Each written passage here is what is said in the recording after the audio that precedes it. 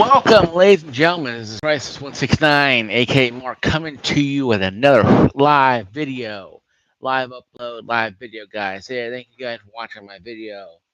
First things first. You guys can go downstairs to the thing now, and hit that like button, hit the notifications, and subscribe to the channel. I would appreciate it very so mucho. Um, um, and I believe that's something that needs to be addressed. I want you guys to find my content, to find me personally, find me on YouTube and that kind of stuff, though. And I hope you guys like the videos I'm watching because I have a lot of videos you can be watching. A lot of them you can watch. And watch when you're in the bathroom, when you're at work, at lunch, maybe. Maybe you're driving in the car, you put on Bluetooth, and then let the videos just play through. And then whatever you want. And I have pretty good mind when it comes to gaming, and a lot. Loving this headset, though. By the way, it's pretty awesome how it fits to your face like this and kind of contours your face. I like to play it like this, though, because kind of we're touching my face, but it's not like I'm out, like a sports broadcaster in a football game or whatever. But thank you for my one person watching. Pretty cool. This topic, this discussion today, folks, is going to be PlayStation Black Friday deals for 2025. Why are RAM uh, costs so high? Prices, PRICE, RAM prices. I'm done. Price so high. Prices so high. Done with you. And I'm done with you. And why RAM prices are so high. And I'll let Jordan right there and let us talk about too as well. You guys know the WWE has been bought out by TKO, the same company that bought out UFC. And under the Triple H, or Paul Levesque, you want to call him, it was good for the first 2 years. Now we're seeing the real reason why they wanted the deal with Netflix and ESPN. $29.99 a month to watch the Survivor Series. YouTube TV finally got ESPN back, but they won't get the unlimited access until next year. So 2026, or the end of 2026. So at that point in time, the V can go somewhere else, back to Peacock, somewhere else, a little way blue down the street. It's heartening to me because I always watch the Survivor Series and watched it. Even I have disc, I have the anthology of the Survivor Series, all of them. I think up to 97 or 2000 when it was, 2002, 2003. From the first one, 1987, all the way up to I think 2000, 2003. DVD set called the Anthology. Great, so you can get them online. And I went to Sound Shop, or no longer existing, and got those DVDs for about 20, $30. I also special ordered a few of them that were in that they didn't have in, like SummerSlam, Royal Rumble, WrestleMania. Those ones are good. I bought tons of them, and I watched all of them because I love the old wrestling stuff, right? But be that as it may, though, there's a limit to the cost. When they're telling you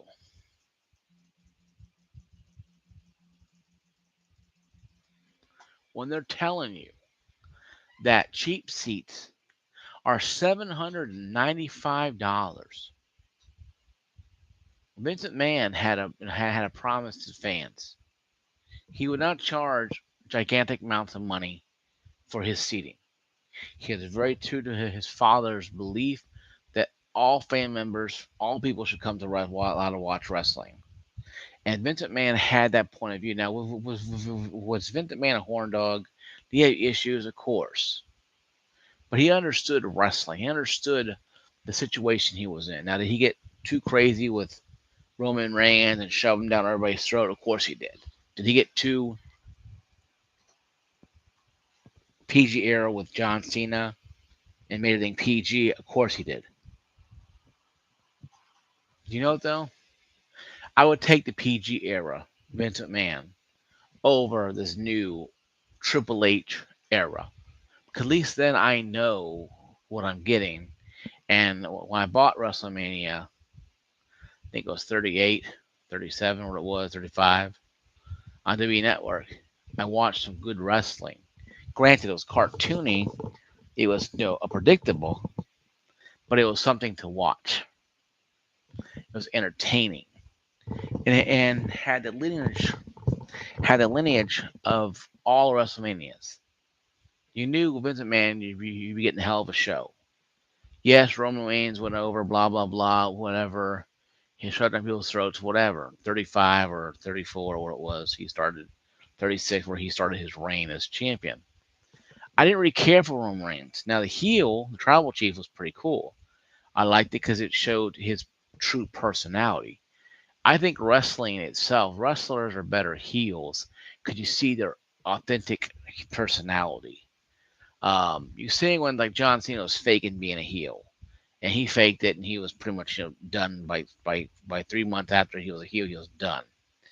Um, and that was something that bugged me because the first part of the whole situation, half part of the year, The Rock wasn't even there, and he was a catalyst that made John bad guy. And I'm like, this is the most dumbest thing I ever seen. You turn a guy heel. He last year in wrestling, you made him heel. He won the championship, but we're supposed to believe this guy is evil because The Rock does a little finger thing and he's no longer around. If he came in like every couple weeks, came back to play a puppet master towards John Cena, and then John Cena snapped at The Rock and gave The Rock the FU kind of thing, and then turned face. That'd be a better way for John Cena to go out. But this is more like a wet dog fart in church. This is just a fart in church, what it was. And I know you're making fun of churches, and Miss Angel is very serious. You wanted you wanted the explosion in the sky, the big firework. You lit it, and all you got was a little bottle rocket pop. That was John Cena's heel run. And now it's just so boring. I'm sorry, guys. Even watching the clips on YouTube, I get boring. I'm like, this is boring. You got Roman Reigns and Brock Lesnar again. Okay, whatever. CM Punk won the title. Whoopie doo. Hey, great. Now, am I supposed to believe in this guy too? CM Punk, he has issues with fans stalking him and his wife. I get that, so I'm not gonna worry about that. That's their time, and being a fan, being a star in wrestling, you have to understand that. But he's just the kind of guy who doesn't like being around people who bug him like that. He wants his private life. Hey, CM Punk, you're a wrestler. You don't have a private life. And then that's the sad truth about all these celebrities and stuff. But going back to Triple H and Vince McMahon era wrestling, I don't see myself spending $30 a month on wrestling. Peacock had it all. You had everything you needed, and also movies, TV shows you wanted to watch. I watched tons of movies on Peacock because I had WWE sitting there. Now Peacock no longer has it. I canceled Peacock. I don't need it anymore. And the end of this year, they're getting rid of all their content. New content. Where's it gonna go? ESPN. If they get all the content, ESPN content, and they keep it there forever, and say, hey, we're getting new Haymarket, we're getting new stuff, new series, we're revamping the Legend of Wrestling. We're removing, we're reactivating these older documentaries. Have that, the Legend of Wrestling. I love that show.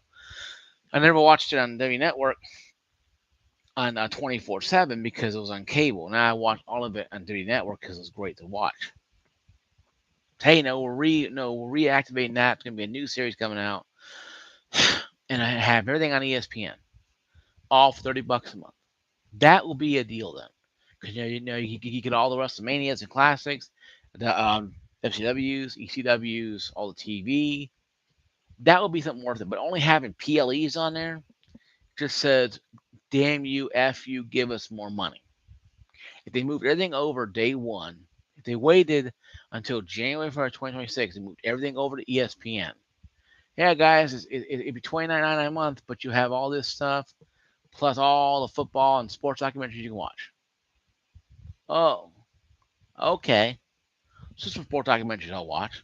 Certain people, like Deion Sanders. I love Deion Sanders. I'm a big fan of Deion Sanders, and I watch Colorado football not because I like Colorado, because Deion Sanders, coach. So I like Deion Sanders. So I'll watch stuff on Deion Sanders and documentaries, whatever, and I'll watch everything on Deion Sanders. I think he's a great athlete. So I'll watch it. I have no problem with it. But I'm not paying $30 a month just to watch one thing. I need more value for my dollar. So I'm done with WWE. I have not paid for pay per view at all. Have not watched anything on WWE. Granted, and YouTube has premium, has the old wrestling, like the old Survivor series. I watched all of those on the DVD. But yes, but I'll watch them on premium. I already paid for premium, so I'll watch the classic stuff on premium.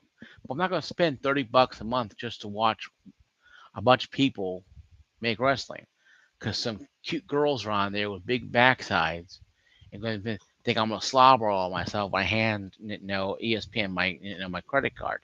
That don't work with me. I need more than just boobs and rear end. Get me off. I need actual good talkers, good storylines, great stuff. I'm not saying that what's going on right now is terrible. The wrestling right now is pretty good under Paul, what everybody's saying. But even then, the house shows, the Raw, SmackDown, the Survivor Series happening. I think next week after Thanksgiving. Now, after Thanksgiving is up, not this week but next week. I think it was 29th will be Survivor Series. He usually has it on a Wednesday. He used to have it on Wednesday. I think they should bring it back on a Wednesday. Do it Thanksgiving Eve. A tradition. It used to be a Thanksgiving night tradition. And in most cases, people thought it was pre-taped too, though.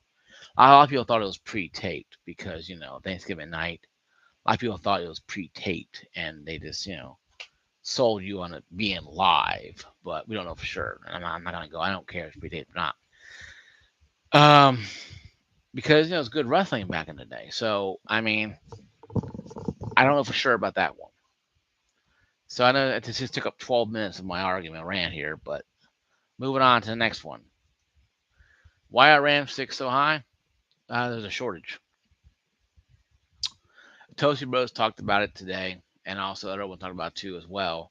And I read more about it. There's RAM shit. There's chip shortages. There's RAM shortages because a lot of people are buying more RAM sticks. Same as the GPU situation, CPU situation at one time, a year earlier, we had an issue with past my bedtime. Had an issue with CPU shortages and RAM shortages by about maybe a year or two earlier, where there weren't shortages; they're expensive, but shortages too because a lot of people are going after the cheaper stuff and not buying the expensive stuff. So the DDR5 stuff sat on the shelf. The next gen processors shot on the shelves, and nobody wanted those things. People wanted the cheaper ones, and they couldn't get them because they were sold out. So a lot of people didn't buy anything right away. So we didn't have a shortage. We had a surplus of people who didn't want to buy, $800, 14th gen Intel CPU, not knowing it's going to catch fire and burn down their house because of the voltage issues. Since it's got that fixed and everything's been hunky dory after that, but and also the 9000 or whatever series issues they have with 9000 AMDs. Um, so with the RAM shortages, I think it's more just supply and demand. I'm guessing supply and demand is outpacing it. People are buying more RAM now. Like I said earlier in my video earlier, people are trying to upgrade their RAM as much as they can. People are picking things to upgrade. Like me, I want a graphics card. I have a 3070 8 GB card. Playing game 8 GB is like playing games at 2 GB. The games require 6. It's a disadvantage. Now, granted, I know I can manipulate it better than you could with a 2 gigabyte card, obviously, with with DLSS stuff like that. But with the RAM is necessary for a lot of things other than gaming. The processing. If you're doing a lot of processing stuff, a lot of that requires CPU power. You want to have good RAM sticks to go with it because that's how the damn thing works. A lot of games, a lot of games out there, not all of them, but a lot of them are CPU bound games. If your RAM is lackluster, your game will be lackluster. So RAM is needed, and a lot of games that require it require good CPUs. Battlefield and games of that nature require good CPUs on lower than no, on lower settings. If you're playing 1080p, you need good RAM sticks because you're using a lot more of a processor than your graphics card. See, like I said, I have a 5800X 3D AM4 top of the line, but it's outdated to a 98. And I'm not saying my 5800X 3D is better than 9800X 3D. There's no fucking shot in hell my 5800X 3D will come close to a 9800X 3D. Not even a chance in hell. You have a chance of making a snowball in hell than you do telling me or anybody with a straight face without laughing that my 5800X 3D will beat out a 9800X 3D. It's just will not possible. Obviously, two different, platforms, AM4, AM5. But still, you have to have the rationality with this. Lower setting people play games at 1080p, you need more RAM because you're using more processor power. Higher resolution, like 1440p, for example, and up, you're using more GPU. It's kind of weird, but I think games nowadays are going to tap into both of them, even higher resolutions. Look at look at Cyberpunk 2077, prime example of a game that's supposed to use GPU power, but if you didn't have enough GPU RAM, it spilled over into your processing RAM. And I had it happen a couple of times. I can only have 8 gigabytes of VRAM, so I'm limited to high settings on a lot of my games. And I have 1440p monitor, so I'm leaving performance on the table because I only have 8 gigabyte monitor. I'm looking at buy a 5060 16 gig. Yes, I understand 5060 is not a powerful GPU, but AMDs are not a powerful GPU either. But they have 16, 24 gigabytes of VRAM. People still buy the damn things. So I'd rather save $200, buy 5060 16 gig. I've been researching them about the same power, 3070, a little bit, maybe 10, 15% more powerful than 3070, under the hood, but not much after that. The VRAM is what I'm after. If I can shove 8 more gigabytes into my, if I could buy, if I can buy a 8 gigabyte card adder doohickey thing to put on my 3070 and get 16 gigs out of it, I would not sit there and hesitate to buy the damn thing. But they don't make them because they don't exist. So I have to go with certain things I go with. So I've been slowly increasing. The RAM is at 32, highest I want to go. My CPU is still good, and once I do, I already have a case. So once I do finally go DDR5, I'll probably go mid tier, maybe high, maybe mid high tier or high tier, and put in a new motherboard and new RAM, and then blah blah blah. The rest is history. But right now, I can still last another 5 years at AM4 since they're coming out with a 5500 I think X3D. It's already been released or coming out soon. So AM4 ain't going anywhere for a very long time. Another 5 years maybe, and that's minimum. Well, that's actually maximum. The minimum will probably be 2.5 years, maximum 5 years. But even then, it still will work. Even when the last battle update ever releases for it, I'll still have a game I can play. It's just it may not be as smooth as I want it to be, later on down the line. But it doesn't mean that the RAM situation, something's going to go away or be even more worse. I think this is just one of those pains of being a PC gamer. People are realizing, they're jumping on the bandwagon of a PC gaming now, realizing, oh my God, it costs a lot of money. I've been saying this, guys, for the last 5 years, and that's since I got converted over from console to PC gaming, is that it's a lot of money, not cheap. You're not going to be able to just buy $500 worth of rig and get, and get $1,000 out of it. You're going to have to literally spend some money to buy a decent rig. Now, granted, can you find a good deal? Yeah, you can go to Best Buy and find an $800 or $1,000 thing for $800. You might get a 50, 60, 8 gigabyte card. But if you're buying it for a grandson or a niece or a nephew who plays Fortnite, it ain't gonna matter to them. You know, if you're gonna play Halo or games that nil, a lot of Gears of War, a lot of Battlefield, Call of Duty games that require a lot more oomph, you might want to go a little higher than that.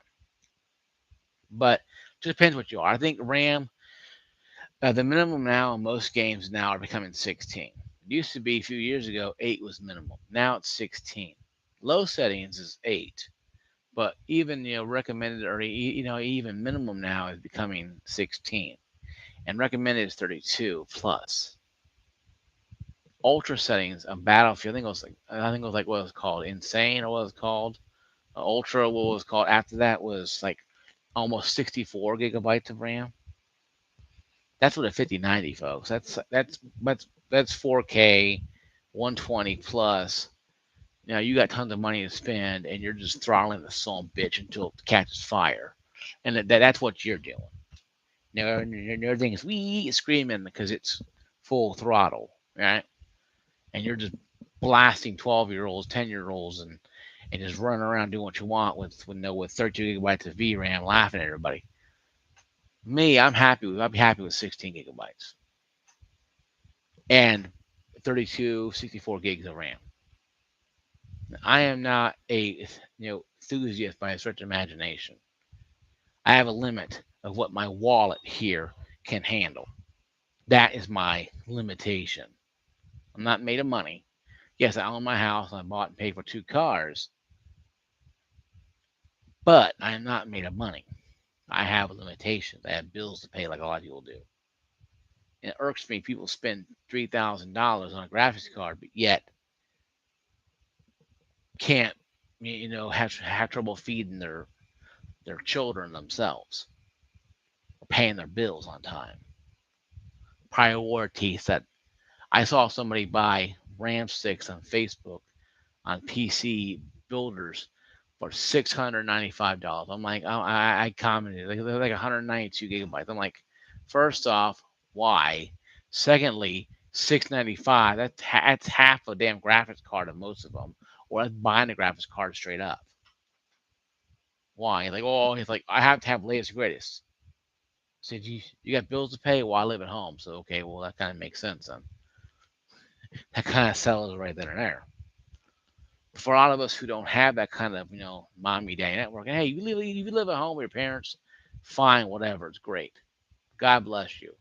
Because living on your own with your own house and it's been paid for, and you got to sit there and pay $2,500 a year in property taxes and sales and insurance like I do, it's not terrible.